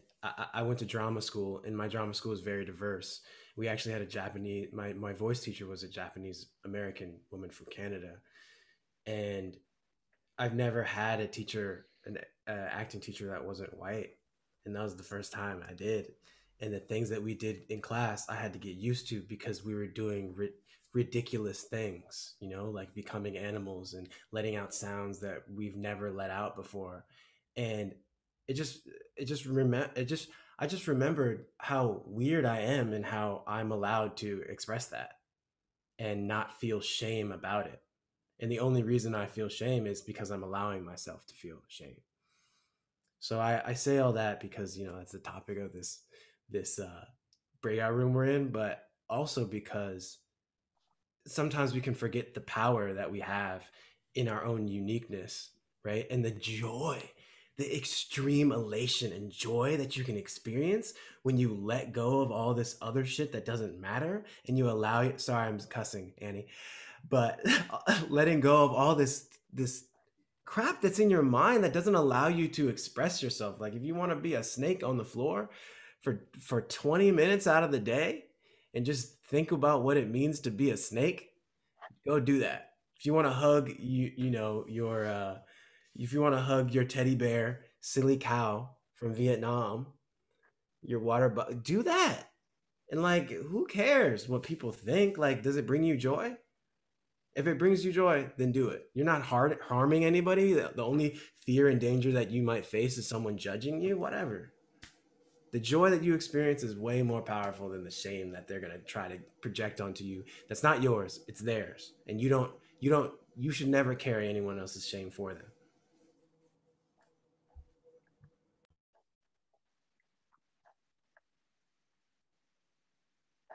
Yeah, that's, oh, go ahead, Linda. Yeah.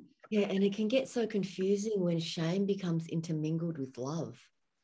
Yeah, because it's so common for parents, particularly Asian parents, to use shame as a way of shaping behavior in their children. Yeah, and it's not just Asian culture, it's other cultures as well. And the reason that parents do it is because it works. And so we have to be able to acknowledge the well-meaningness of our parents, as well as the impact of how they, you know, tried to parent us. And speaking for myself, you know, there was just so much shame around my own identity, yeah, as a result of that not good enough, yeah, and must be another way in order to get approval or to get attention or get validation. And you know, there's many paths that can lead on from there towards healing, right? One of which, as Ryan said, is, you know, go be you, go do you. Yeah, discover that, find that, forge that, create that, play with it, play with it.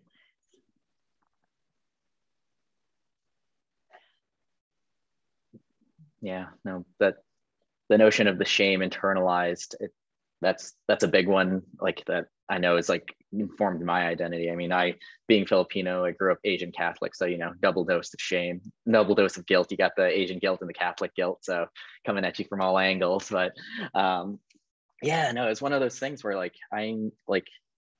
definitely own it now. Like I'm definitely an accomplished person, like Ivy League schools, working at Apple. So I'm really grateful for the life I lead, but it was a long journey kind of getting to that point where I've in my past, trigger warning, sorry, I've tried to commit suicide 3 times. And it's one of those things where I never felt good enough, where and it was always a question of why do I feel this way? Why can't I accept who I am as myself? And a big part of it is you never realize when you're developing, when you're young, some of these things really ingrain into you, and you have to this is, at least for me, there was just so many things that I don't know, it's one of those questions where there definitely are the cultural aspects to it, the societal, but you I mean, not to speak for everyone, but you do kind of get that sense of or at least the common Asian experience is that you can't really you're never good enough.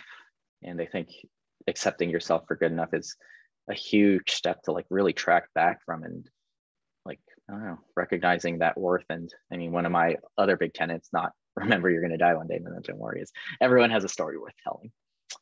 That's one of the big reasons Eric and I founded the Waves Group, because we wanted to give a platform for everyone, not just the people who are high on the mountaintops looking at the celebrities and the all-stars and all that, who everyone has a story. And it's important that you share it, but also just respect it and realize that you have it. And it's something that gets lost in the shuffle of the world we live in. But yeah, Castro. I don't know, growing up being Vietnamese, and my parents, they were Vietnamese. They came from Vietnam, and they immigrated to the U.S. When they were 19, 20, and I was born in the Philippines, but I was, I came here as a newborn in the United States. But going off tangent, the point is, growing up, my parents, they just wanted me to be quiet and be respectful, and I was always the quietest person in class. That's how I was. And I didn't really find my comfortable in my own skin until I was in my 30s, and where I can speak out. I'm doing all this listening, and then that's when you're able to speak out. But all my life, it was always Mr., Mrs. I'm never calling you by your first name with adults, and just really being really respectful. And and I envy Ryan being so assertive and being in his comfortable in his skin, all his self-love and everything. And I can't help to think that the Black on his side has helped him be assertive enough to to say, F them, it's all, it's about me, and and then I have to just be comfortable with who I am, and I can't help but feel that that presence in Ryan's demeanor, because he's half Black. And then I feel like I'm stereotyping at the same time. I'm saying hey, he's oh, Black people are so assertive and they're outspoken, and I feel like that part of him is what makes him who he is, being assertive like he is, and I'm just saying it because I feel like it's the elephant in the room, and then I'm afraid to say hey, this is a part of him that makes him being able to say what he has to say in the first place. I don't know if that resonates with anybody. I don't take anything offense to anything that you said. I think a lot of that, when we talk about our Asian parents and the things that we've gone through, in terms of the high expectations, and in terms of the perpetuation of the model minority myth, right? In the way that Asians have been conditioned in society to combat what they face, right? Unfortunately, the proximity to whiteness that they were granted allowed them to sort of put their head down and deal with it in that certain way, right? Whereas Black people don't have that privilege, And so for my dad's dark-skinned African-American, he didn't have that opportunity. So what he taught me was exactly what you said, which is completely accurate. That's just the truth, right? And I don't, that's just the way it is in terms of how this society that we live in America has been structured. But also, we got to understand too that white supremacy and colonization and westernization and those aspects is international as well, right? It touches every inch of the earth, you know? So we have to divest and opt out consciously, because if we don't, we're already in it, and we will live in it, and we will be conditioned by it and not even know it. So I think what you're saying is the first step, right? Like, I was not always like this. You know, when we talk about suicide, I had suicidal ideations right after I graduated from college, because I studied this subject of business that I didn't want to do. And I hated every second of it, but I thought that's what my parents wanted. That's what my family wanted. I wanted to please my parents. I wanted to be what my parents always dreamed of, right? And then lo and behold, I went to New York. I hated it. I contemplated suicide. And then I just decided, like, I think this is what's making me want to commit suicide. So I probably should stop doing this. And so I did, and went to acting. And even though I was broke and like damn near homeless, I was like, oh, I found something that I actually enjoy, right? I found something that I actually enjoy. So I'm going to do that. And wherever that takes me, and it's taking me here. Do you know what I mean? It's taken me here to the self-respect that I have for myself now. Because I can get up here and speak for my truth and not be afraid to do that, right? And when we talk about self-love, it's not that fluffy bullshit. Do you know what I mean? My self-love is constantly adapting, right? I've never arrived, and I never will arrive at a place. And I think that's a problem, right? And I think that's like in, you know, the white sort of like way that this has been appropriated, the self-love movement has been appropriated, is that it's like a goal that you reach and then you're fine and you don't need to do any more work. But it's never stops, because the white supremacist ideology that continues to perpetuate itself is constantly adapting. So if you stop, you'll just fall right back into the system. Do you know what I mean? So I applaud you for having the courage to say what you said, because that is the initial step. And once you realize that, you keep going and you don't stop. And you realize that you keep going, and it's going to keep getting better, and you're going to love yourself more, and you're going to be around people like us that are going to tell you, like, you already got everything you fucking need. You know what I mean? You already have it. And you just need to understand that more and more and more and more. It's already there. You just have to understand that it's here, you know? And we understand it in the living and the doing of it. Right. And this is where we have to talk about culturally how, you know, in Asia, like growing up, I got called yo, right, which is aggressive. Yeah. And it also happens in white culture that there's this conflation of being assertive with being aggressive. And yet the struggles that cause us to find our voice, the struggles that cause us to tap into something that's deeper than what we thought was possible or thought that we wanted for ourselves. The byproduct of that is the self-respect and the self-love and the capacity to own who you are and to stand in your voice. Yeah. And you're doing it, Thip. Yeah. And Xiaoyun, I'm sorry, I saw you unmute yourself.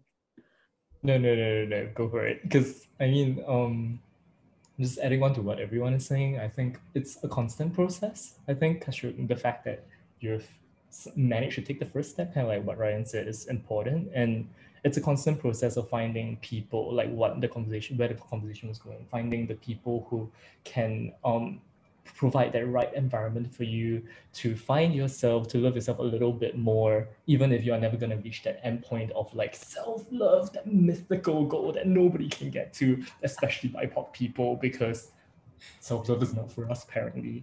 So yeah, it's about finding spaces like this. Thank you to Christian as well as Eric for creating waves for. That's why I keep coming back, because you need environments like this, people like us to really have that safe space to speak in whatever length, in whatever capacity you can, and just, yeah, take your time to figure yourself a bit more. Like I myself, kind of like Ryan, in the sense that like whenever I actually do try and speak up as an Asian person, as a Singaporean Chinese when I was in Canada, people look at me like, oh, what is this Asian person doing? Especially because I was a history and psychology major. And if y'all know, history majors, they're usually all white. So I'll be in a class full of white people, this small little Asian guy, and I'll be like, no, this is not true. And then they'll look at me like, yeah, you're just trying to suck up to the prof. And I'm like,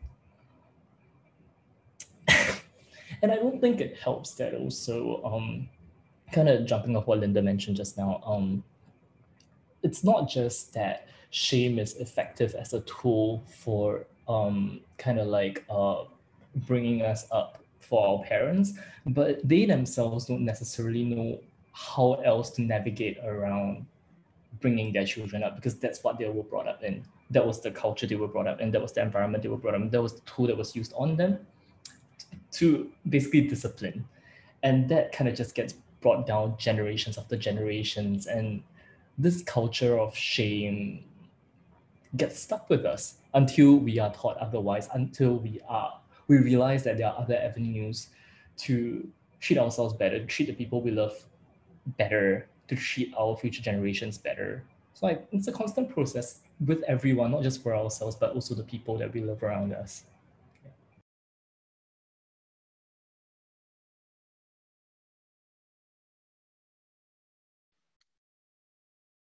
Yeah, a lot of great points all around. I definitely had a lot of resonance. I mean, Castro, when you like, I know like the elephant in the room question. Yeah, it's one of those things where having these hard conversations with folks who do differ from us. I mean, at least from my perspective, like it's always a weird one. Like I think from the ableist aspect of things where, I mean, like just being ADA, like on disability list. And I do feel like, I mean, I guess it's, I don't know, it's just like awkward conversations where like, can you like, I don't know, it's, how do you have these conversations, especially when it does feel so, I don't know.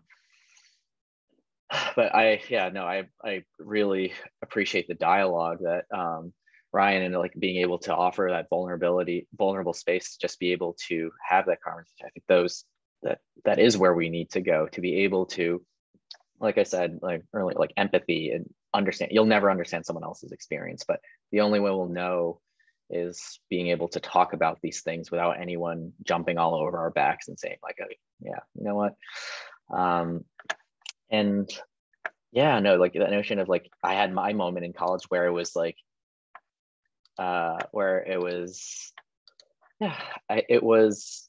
like walked into this one classroom and like, I'm the only non-white person here. It's like, okay, that's fine. But it definitely felt like, oh, okay, I'm other. And I think that was the first moment where I had to like, it still resonates to this day where I was like, oh, like, did not realize that. But yeah, I think it is one of those things where we are just adjusting to, like, society does keep changing. There are always a new means of paradigm, and we'll always have to be vigilant about how we comport ourselves. But yeah, I mean, I think always having these conversations is really important, and I'm glad everyone's able to show up into the space and be able to be present to and willing and open to kind of have these conversations. So and I guess maybe what I'm wondering is just a sense of like, for folks in the room, like what do you personally feel as like a next step? What do you want to do today? What is like, where do you want to go out to like get that sense of self and be feeling good with your who you are?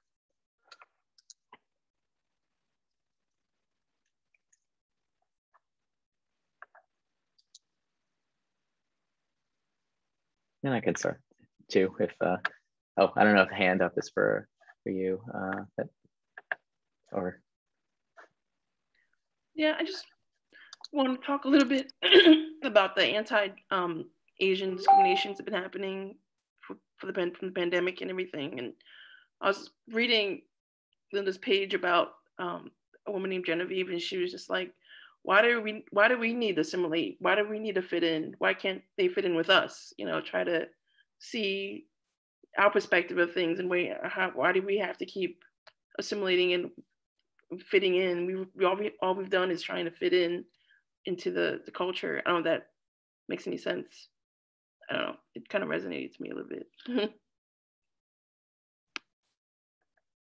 Yeah, no, I think, and I guess that's definitely a trickier one. Like, because I know a lot of the other groups too, like, are, I'm sure, delving into those topics now. Like, how do you not make society like accept you? But yeah, it's definitely, it's a hard one. Like, we were talking about the macro level, and it's like, how do you affect it at the micro level, at least to, I don't know, because and that's why we're very big at AMHC on all of these grassroots conversations, being able to just talk, because everyone has their spheres that they touch on and are able to share out. And I think that's kind of how you get the waves going.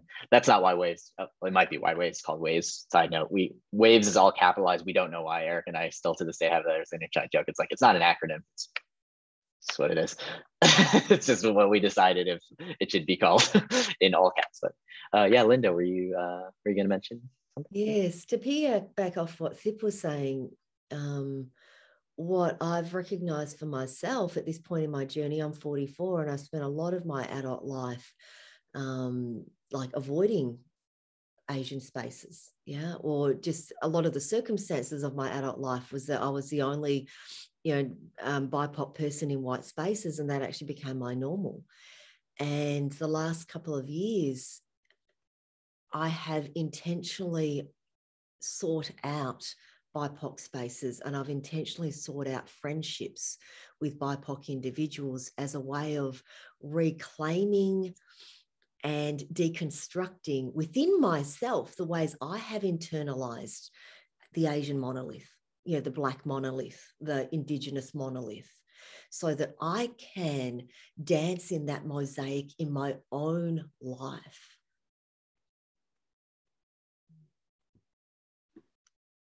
Yeah, no, it's really, really beautiful. And shout out to the throwing to the title of the yeah, no, I think that really is important, being able to own what makes us unique and being able to really bring that out into the world. It's important. Alex, see your hand up. Yeah, I just in terms of like, I guess what I want to do in the future, I mean, for me, I've been really into like Asian pop culture ever since I was like 11 years old. And that combined with going to the Philippines when I was 14 and just falling in love with, like living so close to all my cousins and, just being in that tight-knit community for a month. I guess it helped me realize that like connecting with like the culture in Asia helped me really explore my identity and feel more confident in my identity. So that even that when I was in Canada and I was going to these like really white schools, like I never felt pressure to like pretend I wasn't Asian or Filipino or whatever, because I felt very confident in my identity because I had this interest in like music and media and TV and movies that was Asian. And I guess now like I study East Asian studies in university, and I'm learning that like there's this trend even in like academia of like Asian American studies and Asian studies coming together and doing research together and doing on the ground work together. And so as you know, my vision for AMHC is to go global and to connect with people who are doing this work, this mental health work in Asia, and building like a huge like global community. Because I think in the diaspora, like in terms of repainting the diaspora, there's so much work to be done to like connect with folks who are back there. Because like we always think like, oh, people in Asia don't talk about mental health, but there are people like us doing this work. And yeah, it's my goal to like connect with them and move beyond the Asian American diaspora.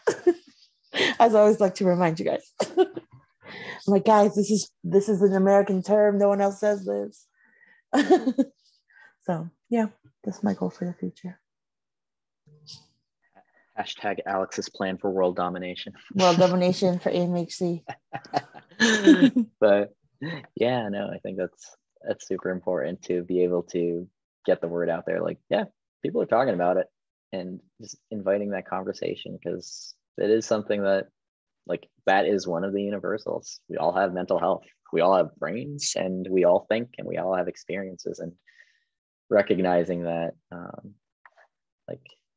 importance of personal wellness it's the minimum that we all should strive to achieve. It's like physical health. You always need to be in at least somewhat of good condition, and same with mental health. So, but yeah, so I think the rooms are gonna be rolling back in just a moment, but if folks have any other thoughts and comments and like ideas they want to share, concepts, feel free as we have folks roll back in with us to join us.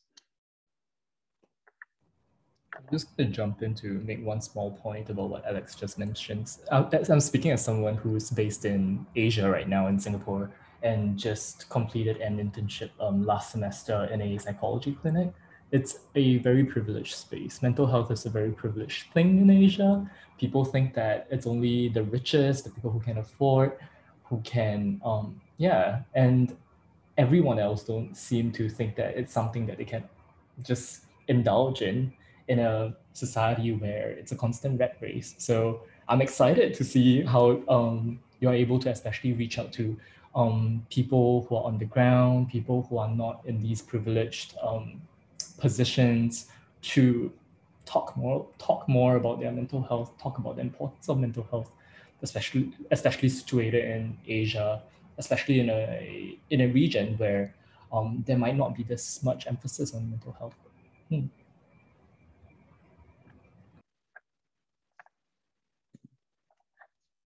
All right, so I think we have just about almost everyone joining. I think looks like both the rooms are out now. And Eric has left from my bedroom and has moved back to the living room area. So I know that his breakout room is, his virtual breakout room is has come to a close. But yeah, so again, thank you to the panelists, for everyone for opening up your stories. I'm hoping that this is something that's been helpful, been able to kind of give you that moment, especially on a weekend, to just, sorry, there's a gnat.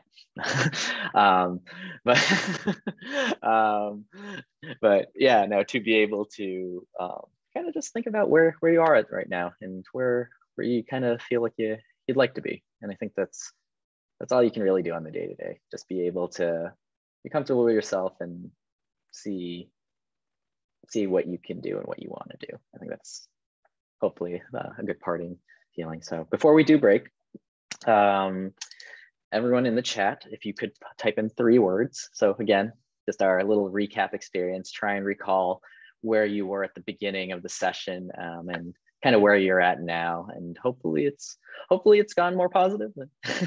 No worries if it's kind of evoked things. There's definitely a lot of feelings in these sessions. So, but it's always wherever you are, that's where you're at. So.